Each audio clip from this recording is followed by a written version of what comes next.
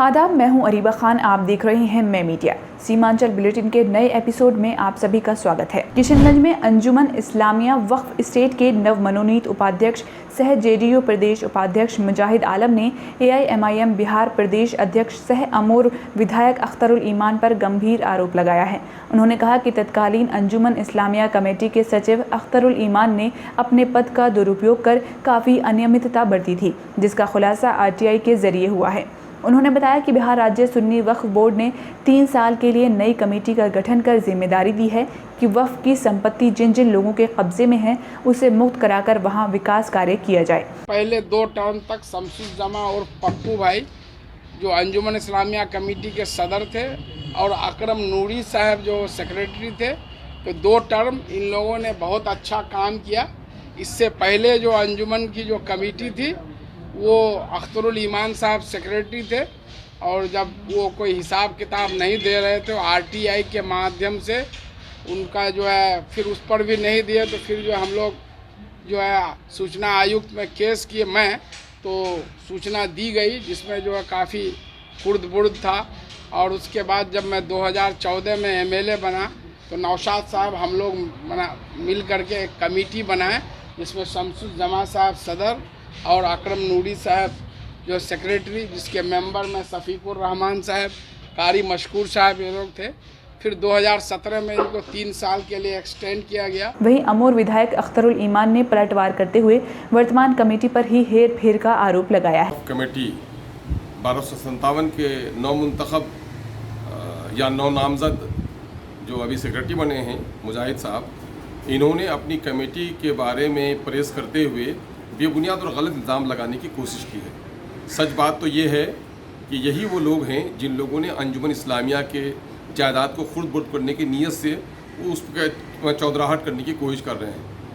लहरा चौक के करीब की ज़मीन को इन्हीं लोगों ने समझौता करके वक्फ ज़मीन की कीमती ज़मीन दूसरों को देने का काम किया है और औकाफ में पूरे खुर्द-बुर्द भी पिछले दिनों में दूसरे जगहों से करने की कोशिश की है। मेरा तो मामला ये रहा है कि उस वक्फ बोर्ड का वक्फ कमेटी का ज़िम्मेदार बनने के बाद मैंने पूरी मजबूती के साथ वक्फ की ज़मीन की एक इंच की रखवाली हमने की। सन 1956 में जो ज़मीन वक्फ की गई थी उसका म्यूटेशन हमने करवाया 2002 में। और ये लोग हम ही पर इल्ज़ाम लगाते हैं। किशनगंज के लोग गवाह हैं कि बज़्म अदब उर्दू लाइब्रेरी के सामने में जो बिल्कुल जंगल पड़ा हुआ था उसकी सफाई करवाई और मुस्लिम आबादी में पहला जो हमने कम्युनिटी सेंटर वहाँ पर बनाया 18 से 20 लाख की रकम पर, वो बनवाने का काम किया। नाजायज़ कब्ज़ों से हमने निकाला। डेरा मारी में बाज़ाब्ता मैंने मार्केटिंग बनाने के लिए मिट्टी भरवाने का काम किया और ये लोग हैं जो इल्ज़ाम लगा रहे हैं। पंचायत चुनाव का बिगुल बज चुका है। चुनाव प्रक्रिया शुरू होने के साथ दूसरे चरण के चुनाव के लिए कटिहार जिले के 4 प्रखंड हसनगंज, कुर्सेला, कटिहार और डंडखोरा में सूचना का प्रकाशन कर दिया गया है। इसके साथ ही आज से नामांकन की प्रक्रिया शुरू हो गई है जो 13 सितंबर तक चलेगी। दूसरे चरण के चुनाव के लिए सभी पद मुखिया, सरपंच, वार्ड सदस्य, पंच, पंचायत समिति सदस्य और जिला परिषद सदस्य नामांकन भरेंगे। इन पदों के प्रत्याशियों को चारों प्रखंड के 1,60,528 मतदाता वोट करेंगे। पंचायत चुनाव को लेकर प्रखंड में नाजिर रसीद यानी NR काटे जा रहे हैं। वहीं चुनाव को लेकर दस्तावेज तैयार करने में संभावित प्रत्याशी रस्साकशी कर रहे हैं, कार्यालयों के चक्कर काट रहे हैं। दूसरे चरण में सदर प्रखंड सहित कुर्सेला, हसनगंज और डंडखोरा प्रखंड के 24 पंचायतों में चुनाव होगा। इन सभी पंचायतों में कुल 660 पदों के लिए वोटिंग कराई जाएगी, जिसमें 4 जिला परिषद सदस्य, 28 पंचायत समिति सदस्य, 24 मुखिया, 290 ग्राम पंचायत सदस्य, 24 सरपंच, 290 ग्राम कचहरी पंच के पद शामिल हैं। चुनाव के लिए चारों प्रखंड में 290 मूल मतदान केंद्र बनाए गए हैं, जबकि 5 सहायक मतदान केंद्र बनाए गए हैं। इसके साथ साथ 2 चलंत मतदान केंद्र भी बनाए गए हैं। विकट परिस्थिति में चलंत मतदान केंद्र का इस्तेमाल किया जाएगा। 13 सितंबर तक नामांकन होने के बाद 16 सितंबर को समीक्षा, 18 सितंबर को अभ्यर्थी का नाम वापसी, 18 सितंबर को प्रतीक चिन्ह आवंटन, 29 सितंबर को मतदान और 1 या 2 अक्टूबर को मतगणना की प्रक्रिया पूरी की जाएगी। किशनगंज के दिगल बैंक प्रखंड अंतर्गत तुलसिया पंचायत प्राथमिक विद्यालय जनता हाट स्कूल जुवारी शराबी एवं चोरों का अड्डा बन गया है। आए दिन स्कूल से कुछ न कुछ चोरी की शिकायतें होती रहती हैं। कुछ महीने पहले ही स्कूल से चोर गैस सिलेंडर एवं चावल लेकर फरार हो गए। अब तो उचक्कों ने स्कूल की दीवार का और शौचालय का दरवाजा भी तोड़ डाला है। ग्रामीणों ने प्रशासन, स्थानीय ठाकुरगंज विधायक, बीडीओ से स्कूल में 4 दीवारी की मांग की है। पूर्णिया के 22 थाना क्षेत्र के आसजा मोबिया पंचायत के पुंडाले गाँव में एक बड़ी घटना सामने आ रही है, जहाँ एक औरत अपने बच्चों के साथ पिछले कई दिनों से लापता है। ग्रामीणों ने बताया कि पिछले 31 अगस्त की रात से आशिरदा बेगम पति इस्लाम अपने बच्चों के साथ लापता हैं। उसके घर पर और आंगन से बाहर निकलने वाले दरवाजे पर ताला लगा हुआ है। अंदर मवेशियों की आवाज़ करने पर ग्रामीणों ने लापता महिला के रिश्तेदारों से संपर्क किया, परंतु उन्हें कोई भी जानकारी नहीं है। स्थानीय लोगों ने संदेह जताते हुए बताया कि उनके घर के चारों ओर पुराने झाड़ू एवं दीवारों पर नील के छाप लगे हैं। शायद वे कोई ढोंगी बाबा के चक्कर में आकर घर से लापता हो गई हैं। वहीं उनके पति ने बताया कि मैं उनसे परेशान होकर 8 वर्षों से घर छोड़कर दूसरे गांव में रहता हूं। वे कहां गई हैं, मुझे इसकी कोई जानकारी नहीं है। अररिया जिले के मुख्यालय में जन अधिकार पार्टी ने मुद्रीकरण एवं निजीकरण के खिलाफ 1 दिवसीय धरना दिया। ये धरना अररिया जिले के जन अधिकार पार्टी के जिला अध्यक्ष बालकृष्ण राज चौधरी के नेतृत्व में किया गया, जिसमें पार्टी के पदाधिकारी एवं कार्यकर्ता शामिल हुए।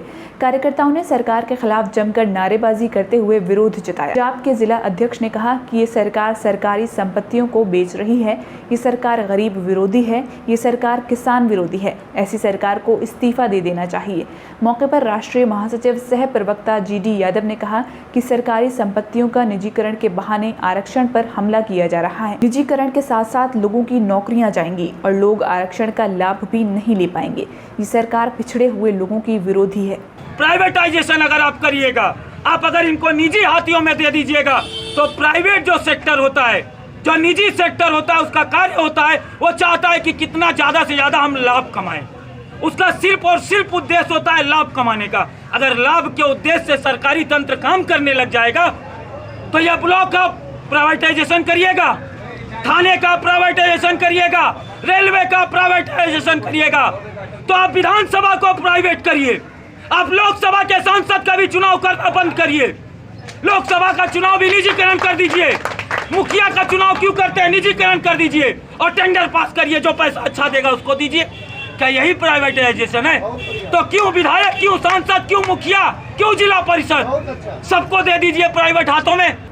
अररिया जिला मुख्यालय स्थित RSOP थाना क्षेत्र अंतर्गत दर्जनों की संख्या में आए हथियार से लैस अपराधियों ने किराना व्यवसाय के घर लूटपाट की घटना को अंजाम दिया है। मिली जानकारी के अनुसार रविवार की देर रात एक किराना व्यवसायी के घर दर्जनों की संख्या में हथियार से लैस अपराधियों ने लूटपाट की। अपराधियों ने घर का मेन गेट तोड़ा और घर में दाखिल हुए। वहां मौजूद घर के सदस्यों को बंधक बना लिया। जिसने भी विरोध किया, उनकी अपराधियों ने जमकर पिटाई की। लूटपाट की नीयत से आए अपराधियों ने कीमती जेवरात, सामान, नकद सहित लाखों का सामान लूटा और फरार हो गए। अपराधियों के जाने के बाद घटना की सूचना स्थानीय थाना पुलिस को दी गई। घटना के बाद मौके पर पहुंची पुलिस ने घायल लोगों का इलाज करवाया। इस मामले में RSOP थाने में मामला दर्ज कर लिया गया है। पुलिस मामले की तफ्तीश शुरू कर चुकी है। घटना के बाद से आसपास के लोग डरे और सहमे हुए हैं। पीड़ित विकास कुमार गुप्ता, पिता विजय कुमार गुप्ता, जो किराना दुकान चलाते हैं, इस घटना में 2 लोग जख्मी भी हैं। सिलीगुड़ी विधायक शंकर घोष ने सिलीगुड़ी नगर निगम के प्रशासकीय बोर्ड के अध्यक्ष तथा राज्य की सत्ताधारी पार्टी के नेता गौतम देव से मुलाकात की।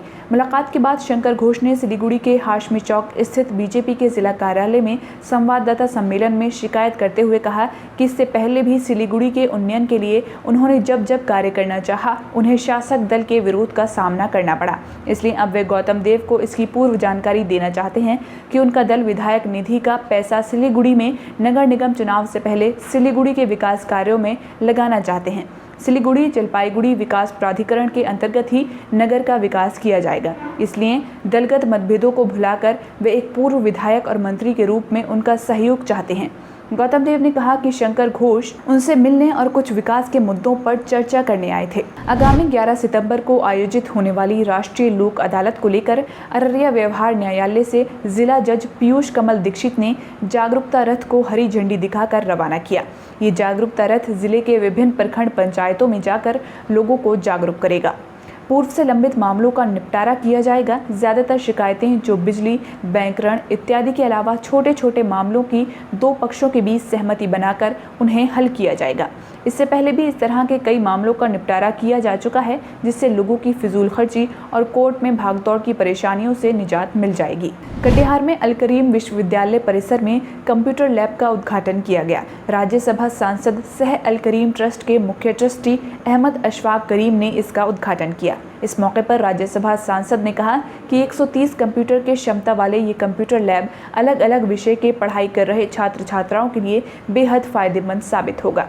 ये दौर कंप्यूटर शिक्षा के दृष्टिकोण से अति महत्वपूर्ण है, इसलिए इस कंप्यूटर लैब के माध्यम से यहाँ पढ़ने वाले छात्र छात्राएं इसका लाभ उठा सकते हैं। कटिहार जिले के सभी वार्डों एवं पंचायतों में टीकाकरण का महाअभियान सोमवार और मंगलवार को चल रहा है, जिसमें पहली और दूसरी डोज दी जा रही है।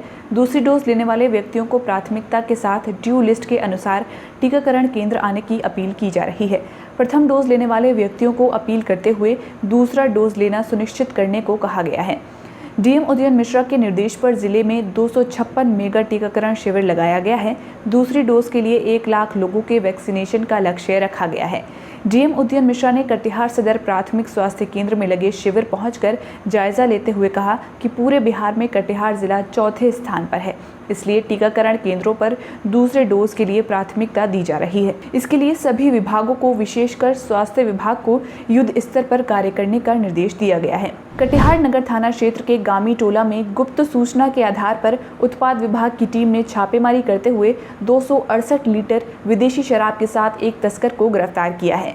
इस मामले में उत्पाद अधीक्षक केशव कुमार झा ने बताया कि गुप्त सूचना के आधार पर छापेमारी की गई, जिसके तहत शराब के साथ एक तस्कर पिंटू भगत को गिरफ्तार किया गया है। आशंका जताई जा रही है कि पंचायत चुनाव में खपाने के लिए शराब की बड़ी खेप लाई गई थी, लेकिन उत्पाद विभाग द्वारा इसे विफल करते हुए शराब के साथ एक तस्कर और इससे जुड़े तस्करों की तफ्तीश की जा रही है। किशनगंज डीएम सह जिला निर्वाचन पदाधिकारी डॉक्टर आदित्य प्रकाश के द्वारा पंचायत चुनाव 2021 के स्वच्छ एवं निष्पक्ष तथा शांतिपूर्ण संपन्न कराने को लेकर सभी कोषांग के नोडल पदाधिकारी तथा वरीय पदाधिकारी एवं सभी बीडीओ के साथ समीक्षात्मक बैठक का आयोजन किया गया। संबंधित पदाधिकारियों को निर्देशित किया गया कि सभी स्तरों पर बेहतर तैयारी पूर्व से चुनाव आयोग के दिशा निर्देश अनुसार समय करना सुनिश्चित करें, असामाजिक तत्वों पर कड़ी निगाह रखें, साथ ही साथ 107 के प्रस्ताव पर कार्रवाई अभिलंब करें। आज के लिए इतना ही। आपके बीच इन खबरों को लाने वाले हमारे साथी हैं महराज खान, सैयद शादाब, रविंद्र यादव और तहसीन अली। वीडियो आपको कैसा लगा कमेंट में ज़रूर बताइए। वीडियो को ज़्यादा से ज़्यादा शेयर करें, साथ ही ज़रूर बताएं कि ये वीडियो आप कहां से देख रहे हैं। अगर अब तक आपने हमारे चैनल को सब्सक्राइब नहीं किया है तो फ़ौरन सब्सक्राइब कर लीजिए। फेसबुक पर हैं तो पेज को फॉलो कर सकते हैं। ट्विटर और इंस्टाग्राम पर आप हमसे @मैं मीडिया हूं के ज़रिए भी जुड़ सकते हैं।